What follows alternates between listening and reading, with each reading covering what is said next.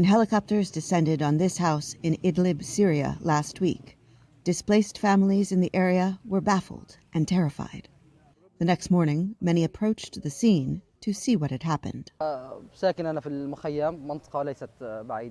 live in the camp very close to here. We heard noise, and I could tell it was helicopters. I came here to find out what happened and saw the bodies of children and women. American officials say civilians who died in the operation against Islamic State's leader on Thursday were killed when the intended target's suicide vest exploded. The leader was known by several names, including Amir Muhammad Saeed Abdulrahman al-Mawla, Abu Ibrahim al-Hashimi al-Qureshi, and Haji Abdullah. And while the strong indications are here is that the lives taken in this operation, the lives of innocents taken in this operation, were caused by Abdullah and his decision to blow himself up. He is blamed for the recent IS prison raid in Syria, which became a 10-day battle leading to the deaths of hundreds of suspected militants and more than 100 guards and prison workers.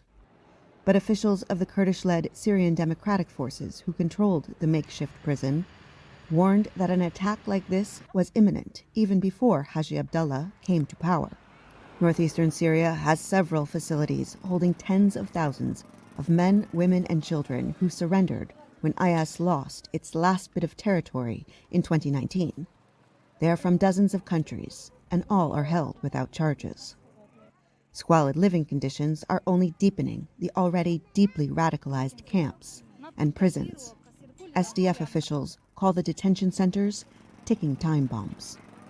Many locals say the death of the IS leader may do little to mitigate this risk. But in Idlib, the last province in Syria still held by anti-government opposition forces, some observers say the death of the leader is, nonetheless, a boon. I feel joyous because IS is one of the terrorist organizations that destroyed Syria's revolution. It is like a disease or a virus. But others say that for civilians, the threat of IS has always been outmatched by the threat of international and local forces bombarding the group. Across Syria and Iraq, towns and cities remain in rubble, and it is unknown how many thousands of civilians have been killed by coalition forces fighting Islamic State. We have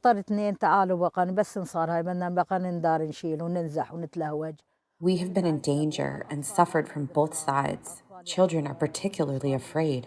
Even women are afraid. We fear the coalition planes with their missiles and their machine guns.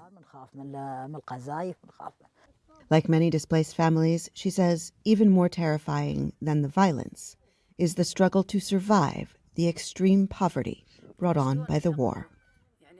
Heather Murdock for Mouneb Taim, VOA News, Idlib, Syria.